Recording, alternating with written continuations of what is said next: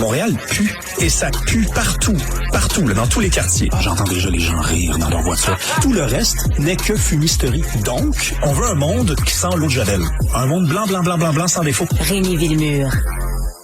Alors, j'adore quand Rémi nous trouve des petites perles.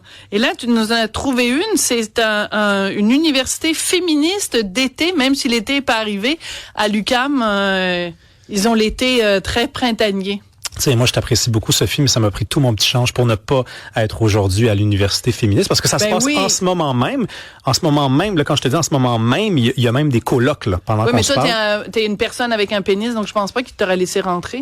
Non, d'ailleurs, je regarde la liste de personnes, de conférencières qui sont invitées. Il y a pas beaucoup d'hommes. C'est correct. Attends, honnêtement. Ils appellent ça des personnes conférencières. Je sais, moi aussi, j'ai trouvé ça. Toi aussi, t'as tiqué là-dessus. Ouais. Alors, donc, le thème de cette université, c'est face à la montée de la droite, parce que tout le monde sait que la droite, évidemment, est omniprésente en ce moment partout. Mobilisation et agentivité féministe. C'est rempli de petites perles dans cette université d'été. Oui, et donc, c'est la 20e édition. Je pense qu'on a voulu frapper un coup de circuit. C'est réussi. Ils ont même droit à une promo comme ça gratuite à Cube. Ils auraient peut-être apprécié qu'on en parle la semaine dernière quand il y avait encore la possibilité de s'inscrire. C'est trop tard.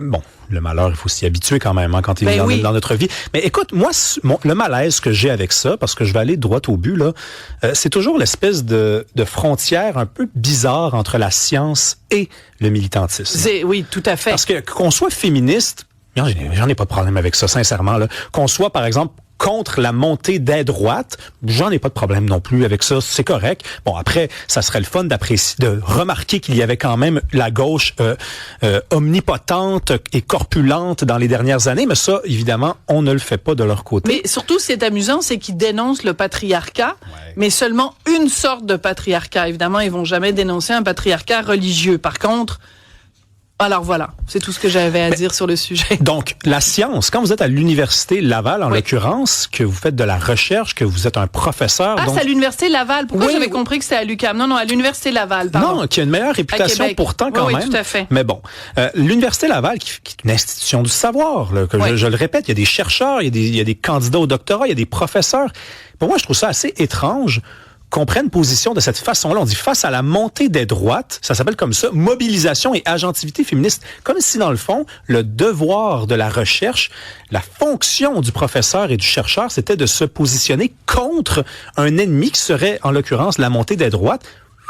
Voilà, c'est-à-dire que c'est un congrès de Québec solidaire, puis on dit il faut se mobiliser, d'accord, j'en suis. Mais dans une université, quand on appelle à la mobilisation, ça frôle en effet le militantisme. Moi, j'ai parcouru donc ça, et j'ai trouvé beaucoup de... Alors évidemment, les trucs habituels, tisser des alliances féministes et des solidarités décoloniales. C'était ce matin, ça. Ah, c'était ce matin. J'ai manqué ça. Quel dommage. De toute façon, j'aurais pas eu le temps. Tous les mots en phobie, transphobie, xénophobie, antiféminisme. Le mot oppression revient évidemment souvent. Mais j'en ai trouvé un quand même qui c'est de la peine de pas pouvoir y aller. L'accaparement de l'eau et la performativité genrée dans la zone du lac de Guiers au Sénégal, une violence lente. Je ne nie pas qu'il y ait en effet peut-être un problème au Sénégal près du lac machin chose, mais vraiment une violence lente en plus. Des fois, lente. C'est tout est dans c'est poétique. Au moins. Oui. Au moins, c'est poétique. C'est une violence lente. Toi et moi, on est amateurs de poésie, mais les amateurs de poésie sont ici servis. C'est une violence lente, pour ne pas dire une violence qui ne nous affecte pas. On parle quand même de l'eau au Sénégal. Je veux dire, savez-vous, les amis, la vie est suffisamment difficile. Vous n'êtes pas obligés de ressentir la douleur de la violence de l'eau au Sénégal. Sincèrement, là, vous n'êtes pas obligé de porter ça sur vos épaules. Personne ne vous l'a jamais demandé. Mais surtout que c'est l'université féministe d'été, donc on se demande quel est le rapport entre le lac et le féminisme, mais sûrement qu'il y en a un. Il doit y avoir... Et ce que je t'ai dit, Sophie, puis là, écoute, j'allais même l'oublier, le scandale, c'est pas que ça se passe uniquement dans une université, parce que ça, évidemment, c'est un scandale en soi. Le scandale, et roulement de tambour, c'est que les participants à ce colloque-là se voient crédités Ben oui. Ils ont des crédits. Ils ont des crédits. Donc là, vous suivez ça, vous payez des frais de scolarité pour cette semaine qui s'annonce passionnante et qui est déjà en cours. Et en plus, vous avez droit à 3 crédits comme ça à votre, à votre bac ou à votre maîtrise si c'est un cours que vous suivez. Mais c'est incroyable. Donc là, vraiment, la frontière entre la science et le militantisme, elle est transgressée, mais de façon vraiment assumée totalement. Là, on est dans l'idéologie, puis c'est la montée des droites. Venez, assistez, prenez votre mal en patience et infectez, vous serez crédité pour ça. Mais il y a un gros problème. Il y a un gros problème à ce moment-là, parce que si c'est un cours, ça, d'université, est-ce qu'on peut parler de la montée des gauches, par exemple? Du wokisme, par exemple? Qu'est-ce que je viens de dire? Ah, franchement. Mais c'est parce que ça, mon problème avec moi, c'est que je suis tellement naïf. Mais oui, je tombe toujours dans le piège. Mais oui, tout le temps. Puis t'es monomaniaque, c'est pas bien. C'est intéressant de voir que une des activités en présentiel, ça va être une analyse d'une controverse médiatique, l'heure du compte drague au Québec. D'ailleurs, c'est un homme, je remarque, enfin, je veux pas présumer de son identité de genre, mais il s'appelle Christopher, qui est un chercheur postdoctoral à l'Université Concordia. J'aimerais rappeler quand même qu'un drague, c'est un homme qui se déguise en femme en ayant recours à tous les stéréotypes. D'ailleurs, c'est la définition qu'en donne le petit Robert, parce que le mot drague fait son entrée dans le dictionnaire. Donc, tu fais des études féministes et donc tu te questionnes, et ton questionnement par rapport à des hommes qui utilisent les pires stéréotypes des femmes, c'est de contester les gens qui contestent ça. C'est un peu étrange. C'est un peu étrange, c'est dense aussi, parce que regarde, t'as ici activité en présentiel, je pense que c'est demain, ça. Non, c'est en ce moment même, en fait, on a une tentative de normalisation de la haine, antiféminisme, transphobie, xénophobie dans les mouvances dites anti-genre. Ah, il y a du stock, là, quand même, là. Tu sais, on s'attaque pas à un seul problème, puis on consacre 1h30. C'est vraiment toute une cible qu'on essaye d'atteindre. Moi, je sais pas, je trouve que c'est pas reposant. C'est drôle qu'on fasse ça l'été. Je ferais ça, moi, en plein automne, quand le monde a déjà un petit peu de problème, là, comme ça. Tu mets ça dans le moulin, comme ça me passe mieux. Là, le soleil revient. C'est pas une bonne journée, en réalité, pour dire ça, mais quand même, on sent que ça s'en vient.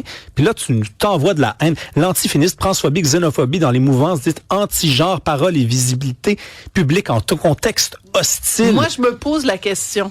Si quelqu'un assiste à cette université d'été du début jusqu'à la fin et prend un verre de shooter à chaque fois qu'on nomme un vilain chroniqueur de droite de Québécois, est-ce que cette personne, ça va prendre combien de jours pour que cette personne-là soit complètement paf?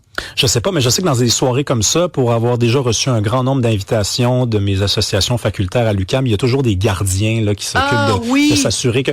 Écoute, soyons sérieux, Sophie. Les gardiens de quoi? Dis-le. Là, les gardiens du breuvage, là, un truc de même. Là. Les gardiens du breuvage! J'ai oublié le nom. Je pense que c'est comme passer dans ma corbeille. C'est un automatisme. Non, soyons sérieux. T'sais, je pense que critiquer le wokisme, rire du wokisme, c'est quand même une posture qui commence à, je dirais, prendre de l'âge. Ça fait déjà des années qu'on fait ça. On commence peut-être un petit peu à tourner en rond, mais il nous donne beaucoup de raisons de retourner dans ce pattern-là. Oui. Et le problème ici, je tiens à être clair, c'est que c'est crédité dans une université. On n'en parlerait pas. Tu me dirais, si c'est un programme d'un colloque de QS, ça serait pas un sujet. Ça, il y en aurait même pas de chronique. Mais non, mais c'est drôle que tu dis ça parce que moi, c'est ça, le 1er mai, j'avais écrit aussi dans le Journal de Montréal, Journal de Québec, un texte sur un colloque qui, lui, se passait à l'UQAM et c'était le colloque Corporéité queer dans l'imaginaire contemporain, le corps queer comme arène des ontologies possible. Et il y avait même, à un moment donné, une présentation des corporéités travesties informées par un défilé de mode brésilien, réflexion pour une contre-perception queer. Si vous arrivez à comprendre quelque chose là-dedans, faites-nous signe, écrivez-nous à sophie@cube.radio. Pourquoi ne suis-je jamais autour de toi quand tu as des si bonnes idées? J'aurais pu réserver une place, j'aurais pu y aller, participer à ça, et je suis encore arrivé en retard. Il a fallu que je reste chez nous puis que je nettoie mon micro-ondes. Faut dire que c'était plus agréable. À nettoyer ton micro-ondes? Que d'aller là. Tu sais ce que tu fais pour nettoyer ton micro-ondes? Tu prends un petit bol d'eau, tu mets une rondelle de citron, puis tu mets ça dans ton micro-ondes et rien d'autre. Puis là, t'appuies comme 3 minutes, ça va tout éclabousser le petit citron dans ton micro-ondes. Ça va le nettoyer... Pour d'autres bons conseils, merci, continuez Sophie. À écouter Cube Radio plutôt que de suivre des colloques un peu étranges. Merci à tout le monde. À demain.